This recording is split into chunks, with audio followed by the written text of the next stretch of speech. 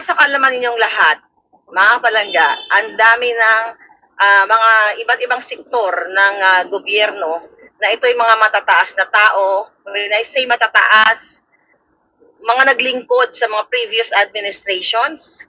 And, ang iba sa kanila ay nandyan ngayon sa gobyerno na kung saan ay nagsisilbing puting ahas para sa taong bayan.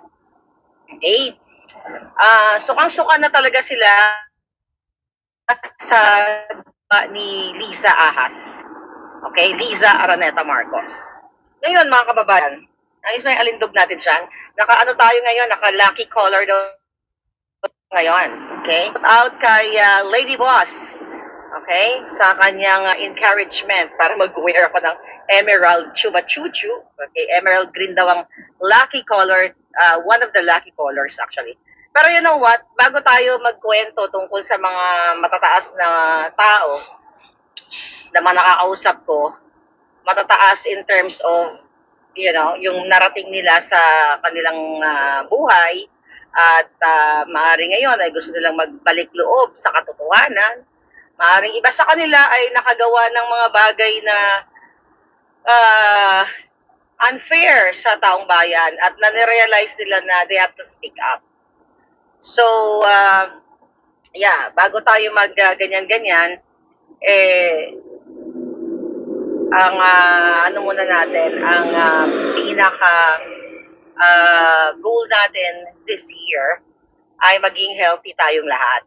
Right? Kailangan maging healthy kayo palangga. Maging malakas kasi tuloy-tuloy na laban natin. When I say healthy, di ba? Ngayon, kumain tayo, iba sa inyo, talagang bonggang-bongga, lahat ng mga taba, kinain natin. Ako, kumain din ako. So, tawag dito, ang laban kasi natin is wala man tayong pera, katulad sa kinakamkam ni Lisa Smugs at ni Kuting, dapat, physically fit tayo. Kasi kailangan sa buhay yon, di ba? Kailangan natin maging physically fit. Unang-unay alindog natin, dapat laging fit na fit. At syempre, kapag hindi ka healthy, wala kang energy to fight laban sa mga jutang genemes. Then, pag wala kang energy, so malalagas tayo sa hanay ng mga kawal. Kumbaga tayo, mga kawal, di ba? Malalagas tayo pag hindi tayo healthy. So, huwag kayo magpulburon. Okay? Although, nung panahon ng gyera ay ginamit yan ng mga sundalo ang pulburon para maging awake sila for 2 to 3 days. Pero, iba na panahon ngayon. You have to be fit. Alright? Dahil matindi na ang ating laban. Okay, ngayon, ito na po ang tunay na bakbakan sa 2024 kasi marami nang nagising. And pasalamat din sila dahil andyan kayo. Binabasa daw nila yung ating, yung mga comments ninyo. Kaya bawat komento ninyo, mahalaga sa mga nagmamatsyag, nakakampi natin dyan sa Pilipinas. Kaya kung mga-comment kayo, anything na yung burst, yung ano ninyo, yung inis ninyo sa gobyernong ito, you have to comment it there sa YouTube natin. Kasi sa YouTube kahit pa paano, ang mga kalaban, katulad ni Lisa Smugs, hindi niya pa mahahawakan lahat yan. When I say mahahawakan, hindi niya madidiktahan lahat. Dahil nga yung Facebook natin nawala, di ba? Yung Maharlika, nawala yun, pero hindi naman nagtatapos ang laban doon. Sabi nga nila, ang sundalong sugatan ay lalong lumalaban. Alam niyo siguro kung kung ako ay, kung kaya lang ibigay sa akin ang oportunidad, nung ako'y kabataan pa, yung mga oportunidad na, hindi na kayanan ng magulang ko nung time na yun, baka isa ako sa mga sundalo ngayon. O baka ako ang general na taga-tugis. Ako ang general na taga-tugis ng mga tulonggis. Diba? Hindi kasi dati gusto ko talaga magpulis. Gusto ko rin magpulis. Gusto ko magsundalo. Lahat gusto ko. So, yung mga ganong pangarap. But anyway, marami nag-reach out mga palangga at ibubukerya nila sa tamang panahon ang karumal-dumal, ang kahayupan na ginagawa ni Lisa. Diba? Ang pananakit niya sa mga empleyado niya, ang pag-uutos niya bilang bagman, okay, pangungulekta, alright, may mga witnesses po yan. Okay? Maraming nagko-comment sa inyo dyan na, bakit ang tagal-tagal naman ang magsalita ni ganito, ni ganyan. Kahit man ako ay naiinip din. But I believe, lahat ng bagay ay nasa tamang panahon. At tayo, di ba? Tayo, kayo dyan, na nanonood, na patuloy na sumusuporta sa ating mga in-expose dito, tayo talaga actually ang unang humarap sa labang ito. Diba? Without you, without me, hindi malalaman ng taong bayan kung gaano ka Jejemon si Lisa Smugs. Okay? Marami po siyang mga dinuraan, sinakal, ayan, ang daming testimonyan yan eh. Buhay na testimonya, nandyan si Attorney Glenn Chong. Diba? Ngayon, for sure, nanonood yung mga nakipag-usap sa akin na matataas na tao na dating kabahagi ng iba't ibang administrasyon, mas matapang kayo kung tutuusin sa akin. Kasi you have the power, you have the money, you have the machinery, everything. Ako lang tsaka itong mga palangga ko Wala man akong pera, wala man akong armas. Wala lahat, wala akong goons. Wala lahat, just my alindog. Just the alindog, di ba? Yun lang.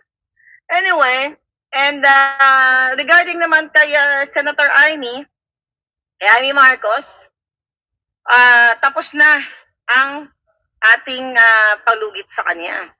Ngayon, ang message ko sa kanya ngayong bagong taon, pasabugin mo na yan, Senator Amy.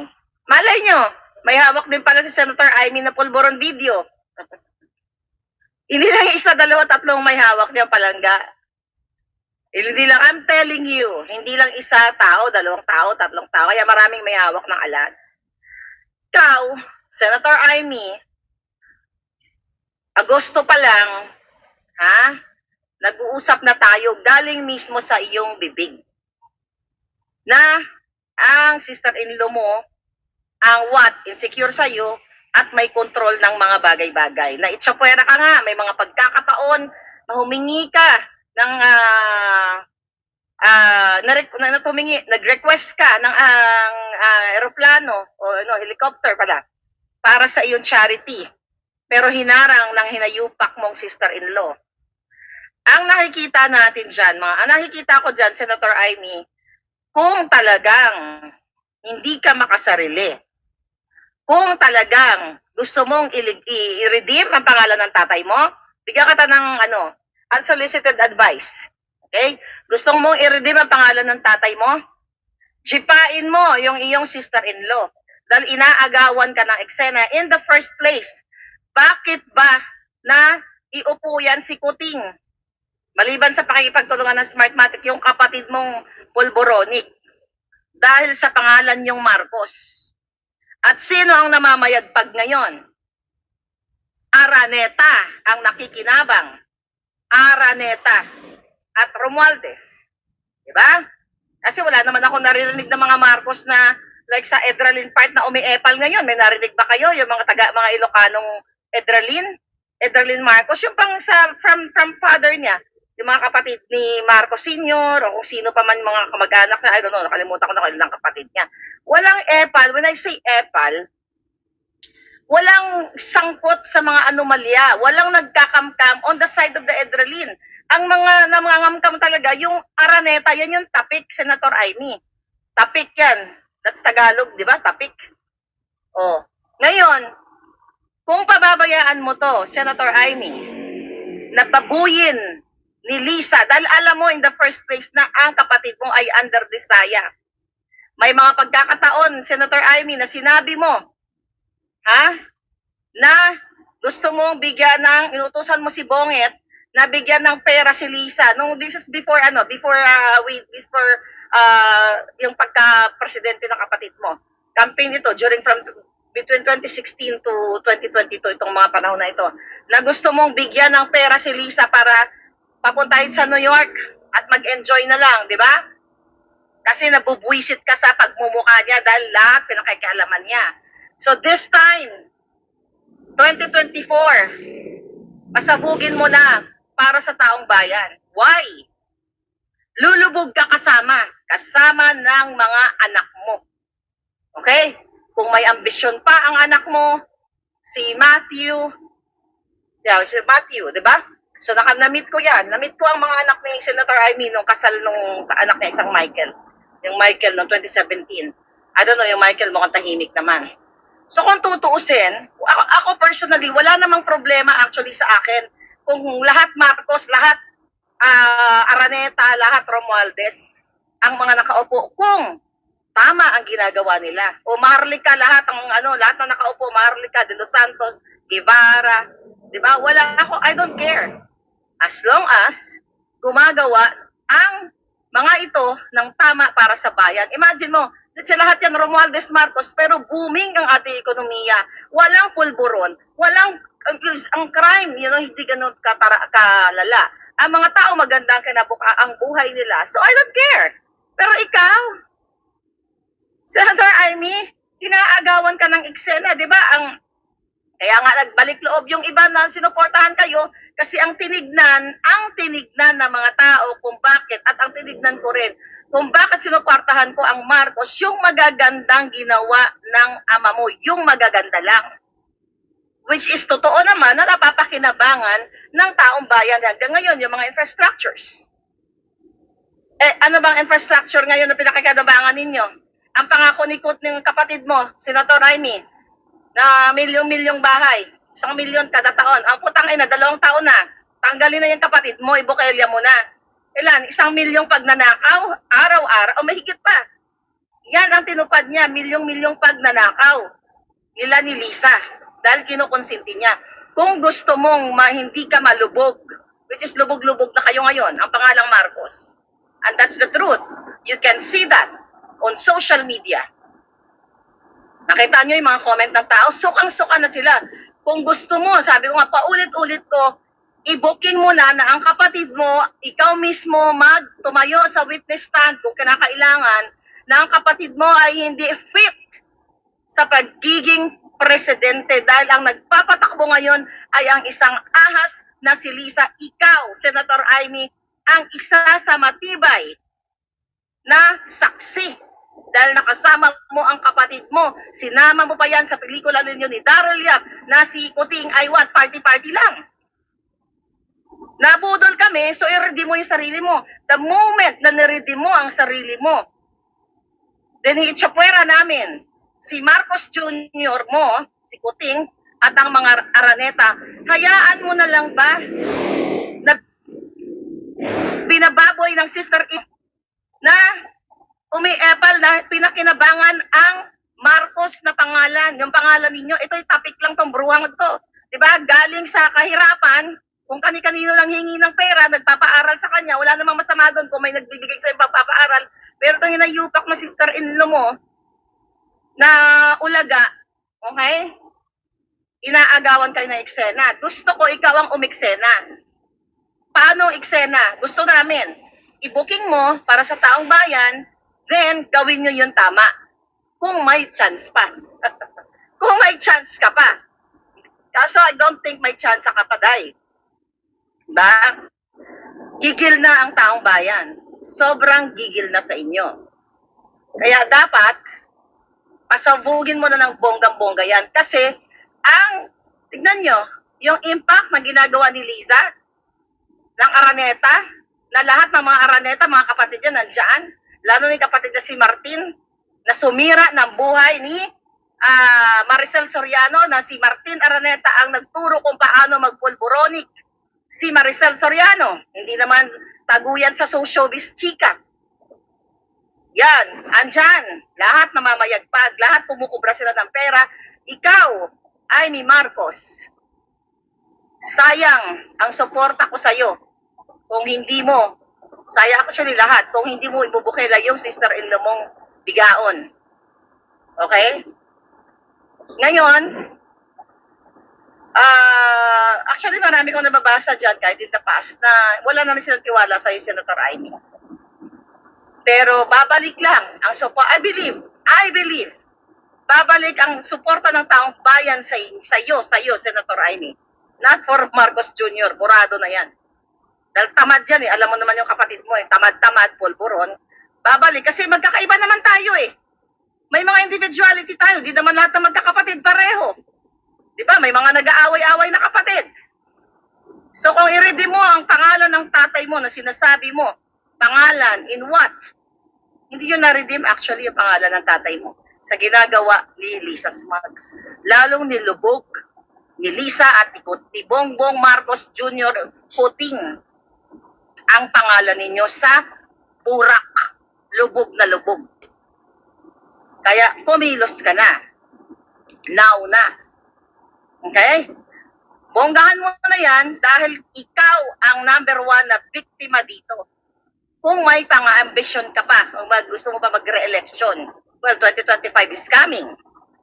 Kapag binukelya mo si Lisa at sumumpa ka, sabihin mo sa taong bayan na ang kapatid mo ay incompetent, hindi siya ang nagpapatakbo sa Pilipinas, then we will love you again. Doon kita mamahalin pag kaya mong gawin yan. I will support you all the way hanggang sa huling hininga ko. Kung sasabihin mo sa taong bayan ang totoo, na ang kapatid mo mag-resign na dapat kasi incompetent at hindi siya ang nagpapatakbo sa bayan kaya nagkakaletse-letse ang Pilipinas ngayon. Diba? I will support you. At ipakita nyo ngayon sa taong bayan, yung paggawa mo sa taong bayan, yung totoong pagbangon. Pero kung hindi ka magsasalita sa taong bayan, sa katotohanan na ang kapatid mo ay bangag sa pulburon, at ang sister-in-law mo ay bangag sa pulburon din, at bangag sa alak, at bangag sa pangangamkam, walang humpay na pangangamkam, then kasabay ka sa paglubog. Kasi ikaw ang promotor sa lahat ng mga yan eh. Ikaw ang promotor ah. Oh. Tiga mo, ginagawa ka ano, mamili ka, pinapipili kita. Poprotektahan mo ang kapatid mo. Ganito lang yan eh. Sasamahan mo yung kapatid mo kasabay ng paglubog mo. Parang ganito, kunyari, sa bangin. Nakikita mo yung kapatid mo, alam mo, ang kapatid mo ay useless, inutil, maraming sinakta na tao. Maraming ninakaw, milyon-milyon ang sinisirang kabuhayan, kinabukasan ng mga Pilipino. Let's say, kunyari, ang kapatid mo nasa Kumunoy. Okay, I'll give you an example. Okay, multitasking tayo. Well, I'm driving like talking, you know, darling. Nasa Kumunoy, nakita mo yung kapatid mo si Kuting. Katulad ngayon, lumulubog na. Okay? Mahal mo siya, di ba? Siyempre, lahat naman ng magkakapatid. Mahal natin ang mga kapatid natin. O nanay, tatay, you know, kapatid na lang. Sige. Nakita mo si Kuting ay lumulubog sa Kumunoy. Ngayon, mahal mo si Kuting. Okay? Mahal na mahal mo siya. Gusto mo siyang iligtas sa pagkapalubog sa Kumunoy. Pero, kapag lumangoy ka sa Kumunoy na yon, tumalon ka, mag-dive ka, ay kasama ka sa paglubog. So, ano pipiliin mo? Iligtas si Bongbong Marcos Jr. sa paglubog sa Kumunoy, kasabay ka? O pababayaan mo siyang lumubog mag-isa? Dahil sa consequence sa ginawa niya sa panluloko sa taong bayan. Okay? Diyan ka mamili. Then, tapos si Lisa magsasagilid, ilain mo na. Dahil ang promotor na lahat. Well, the moment na lumubog sa Kumunoy si Kuting, okay, kasama na sa dyan. At mawawalan siya ng power at access sa pera ng bayan. Dahil ulitin ko, maleta. Okay, mamaya natin pag-uusapan talaga yung detalyado because sinulat ko yung mga dapat natin pag-usapan sa intense. Ngayon lang, I'm so intense, you know, I'm driving you crazy now. Okay? So, actually, ang ganda ng northern, Ngayon, mga palangga, Ivy, game? Mamili ka. I think that's a good example, right? Mag-agree nga kayo dun sa, natin. Mamaya, basahin ko yung mga comment ninyo sa aking example, di ba? Imagine mo, hindi mo dapat iligtas. Kasi, pag niligtas mo siya, lalong dadanak ang mga kahirapan, lalong dadanak ang, you know what I mean? Lalong lalala ang problema. So, might as well, hayaan mo siyang lumubog mag-isa. Then, you do the right thing. Kasi pag lumubog si Kuting, pag inisplok mo ang kapatid mo, na alam mo naman, uto-uto yung kapatid mo, under desire, ginujombag ni Lisa. Oh, matatapos na ang kahangalan nilang mag-asawa. Dapat sila itapon dun sa kung saan man pwedeng itapon. Sa bundok ng bundok ng punong-puno ng ahas. Dun sa pamilya ni Lisa. Dun siya nakatira sa gubat na punong-puno ng ahas. Dun siya nababagay. Ha? So, ang dami po, mga generals, I don't know, may mga nag-send sa akin, may nag-ano ba ng mga generals? I will read about that. Yung gabi kasi, gusto ko batiin si Atty. Glenn Chong na tumawag din sa akin kagabi na nag-greetings, nagbigay ng bonggang-bonggang support sa akin. Thank you, Atty. Glenn, sa lahat ng mga palangga ko. Thank you so much sa inyo. So, and aside from that, maraming mga tumawag talaga na nagva-vouch na yung mga nilalabas natin is an A1 information, mga palangga. Hindi gawa-gawa, mga nangyayari at nagiging balita later on. So, ngayon, kaya takot na tong si Kuting. Ito ako sa'yo, Kuting. Alam mo, bongbong, total, gusto mo naman matulog lagi at hindi ka naman lumalabas kapag may mga dilubyo sa Pilipinas, may mga lindol, may mga katulad ng bombing and yung mga hindi maganda nangyayari sa Pilipinas, mas pinili mong mag-party, mas pinili nyo matulog, lahat kayo. Kung ako sa'yo, Kuting, mag-resign ka na. Pero sasabihin mo, magre-resign ka lang, you have to ensure that Martin Romualdez ang papalit. Kaya nyo sinisira-sira si Sara. Mag-resign ka na, gago, bago pa mahuli ang lahat. Makalalo kang garay-garayin ng taong bayan, magulat ka na lang. Hindi mo alam ngayon kung sino kalaban mo, di ba? Wala kang tiwala sa mga taong nakapaligid sa'yo. Ganun kasi ang tama ng pulburon. At ganun ang epekto kapag ang tao ay gumagawa ng kasamaan. Kasi kung loyal ka sa mandato mo, kung ako, let's say, mga PSG o mga tao, mga assistant dyan, mga nakasubaybay sa akin, yung iba dyan sumisip-sip-sip sa'yo at kiss-ass talaga sa'yo kasi nga nakikinabang yung mga puke na ina. But, hindi lahat yan loyal sa'yo. I'm telling you, ang iba dyan puting ahas. You know why? Kasi, isinusuka nila ang ugali ni Lisa na nananapak, namimingot, lahat na lang ng katsipan, di ba? Kasi yan ang ugali ng taong wala sa katinuan. Nakita nyo naman yung inauguration, nagdila-dila ang bigaon. You know what I mean? So, Kuting, kaya tamang hinala ka ngayon. Lahat pinaghihinalaan mo. Kasi unang-una, sabi ko nga, yung utak ninyo is what? Hindi balanse. Hindi balanse ang jutak ninyo, kaya ganon. Ngayon, alam ko wala kang awa. Pag mga ganyan kasing tao na bangag, wala na yung empathy. Wala na yung compassion sa tao. In the first place, wala naman siyang ganyan. Dahil ang iniisip lang ni Kuting ay para sa sarili niya. Para sa pamilya niya, para sa ambisyon ni Lisa na mag-presidente si Junior. Ay, si Sandra. At kaya nagsisipag sila ngayon sa ng pera, yung pagpapanalo nila dyan sa loto, in preparation for the next election kasi ayaw na nga nila umalis sa power. I told you already, 2028, see, tambalos-los, ba't hindi naaabot yung sinayupak na yan? Yun. So ngayon, sa dami na gustong mag-aklas, right? Hindi nyo kayang ampatin yan, Kuting. Baka na lang magulat na lang tayo eh. Nasa amin ang huling halakhak. Nasa taong bayan ang huling halakhak, palangga. Kaya ako very positive. Okay? Very optimistic for the 2024 that we will end this Kuting at ahas. sa tulong ng mga taong makihawak ng maraming alas. Ako sabi ko, mikropono lang ako, nasa inyo ang mga alas, ako ay nasa malayong kabihasnan. Okay? Milya-milya ang layo ko, pero I'm still helpful para sa inyo. We cannot afford na magkaroon ng isang pulboronic president. Diba? Naalala ko pa ang sinabi nung kaibigan mo, Puting, isang negosyante, actually ang asawa niya Chinese, na na-meet ko dyan sa Pilipinas.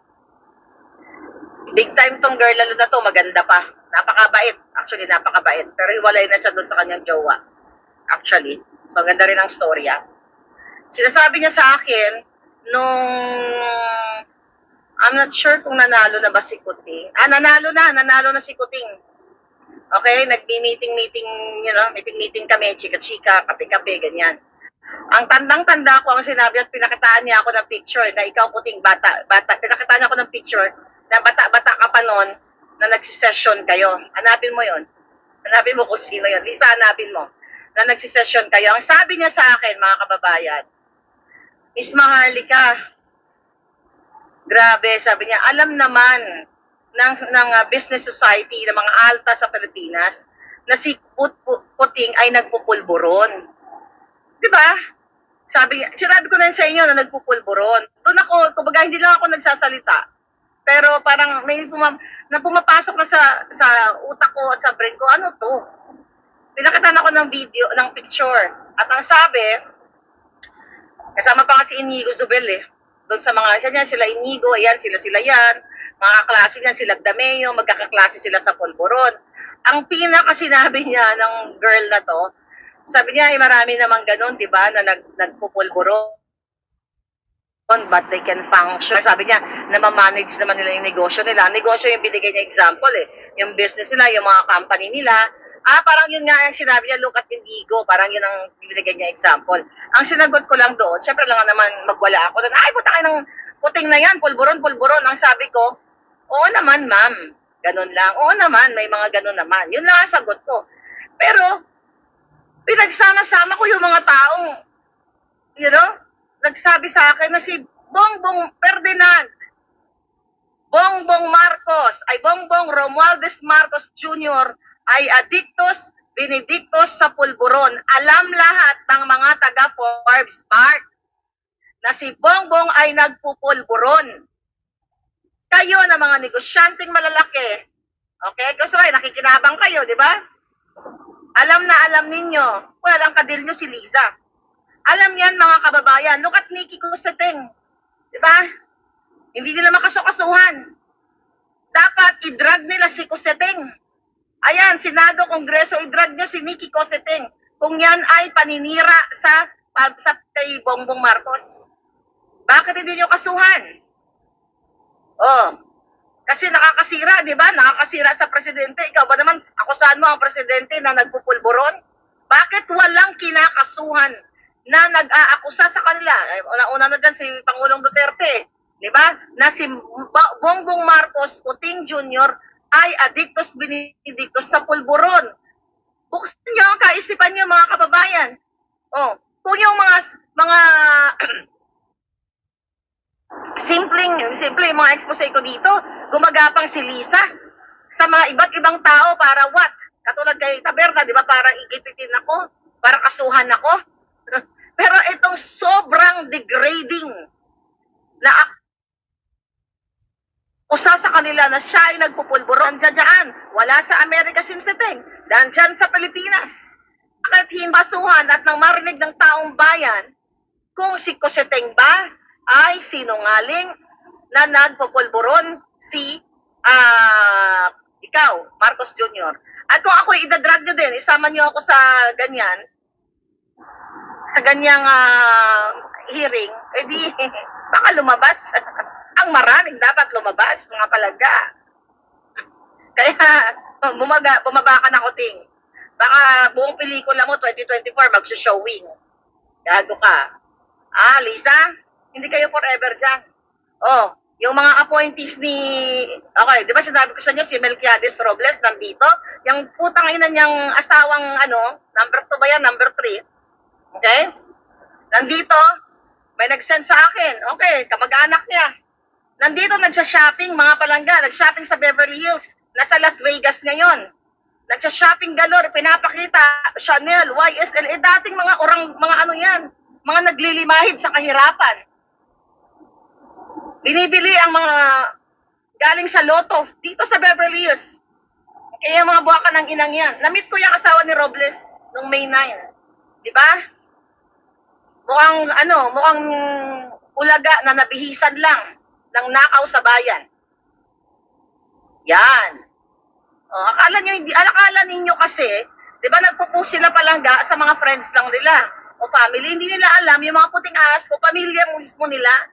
So sinend sa akin, pumunta dito sa Rodeo Drive. Nag-shopping galore. At mukhang hinahakot din, maliban sa naghahanap yan ng manggugurgur. Okay? Bumibili na yan ng mga properties dito. Kasi I remember. Okay? Yung designer na BFF ko, nakarating din sa akin na bibili ng bahay din sa Amerika. Putang ina. Imagine mo, wala pang isang taon na makakabili na ng bahay. Abel, saan ka kuha ng pera? Naghahanap ka na daw ng bahay dito sa Amerika. Imagine mo, ang mga nasa likod ni Lisa Ahas at ni Kuting bumibili ng bahay sa abroad. Samantalang kayo, ni pang medianoche, wala kayo kagabi.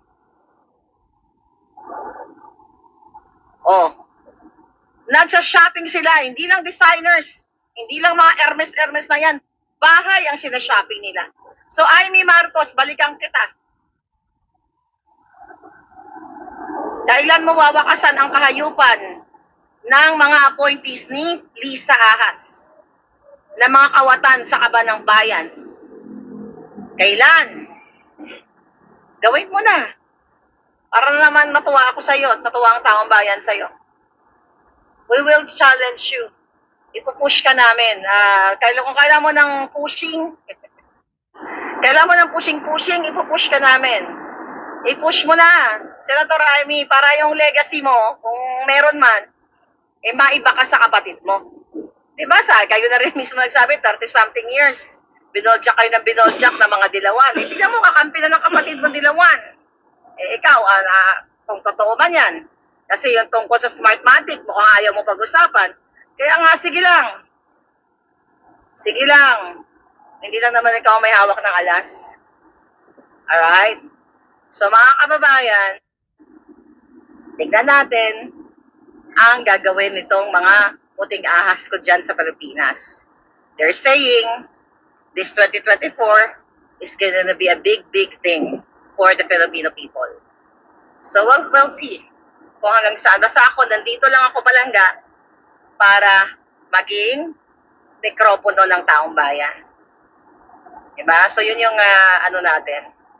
role natin dito sa laban na ito. Nakakasuka na, di ba? Grabe. Lahat sila nagsha-shopping, di ba? Si Keso, okay? Bumili ng apartment ni Puso sa Paris. Lahat. Imagine mo, lahat yan palangga, kongresista, senador, gabinete, mayor, governors, lahat sila, halos lang mga yan.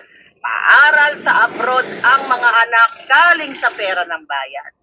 Halos lahat yung mga yan, majority sa mga yan, may property dito sa ibang bahagi ng labas ng bansa. Kita ninyo, sabihin nyo, third world country tayo. Kaya tayo nagiging third world country dahil sa mga buwakan ng GNMS na pagnanakaw sa pera ng bayan. Imagine mo yung budget ngayon na 5.7 trillion. Okay? Nung nakaraan, trillion din ng 2023. Ano ang pinatayo ni Kuting? Ano ang visible na infrastructure? Na infra, ang niya? Na pinatayo niya, meron ba? Sige, mag-comment kayo. Ano ang visible? Okay? Wala. Puro kaletsyan ang ginagawa. Oh, ulitin ko, lahat ng kamag-anak ng mga Romualdez, alright? Even mga nasa Amerika na pinauwi para magkaroon ng pwesto katulad ni Pinky Romualdez. Imagine mo, anong purpose nun? Diba? Bakit pwede naman maghanap ng mga taong magkod na may eksperyensya sa DSWD? Pero from the States, umuuwi. Yung iba, wala sa iba't iba pang bayan, umuuwi para lang magnakaw. They're not there to serve the Filipino people. Umuwi, pinauwi ni Lisa, ni Kuting, para katuwang sa pangangamkam. So kaluluoy talaga kayo mga palangga, kawawa talaga ang taong bayan.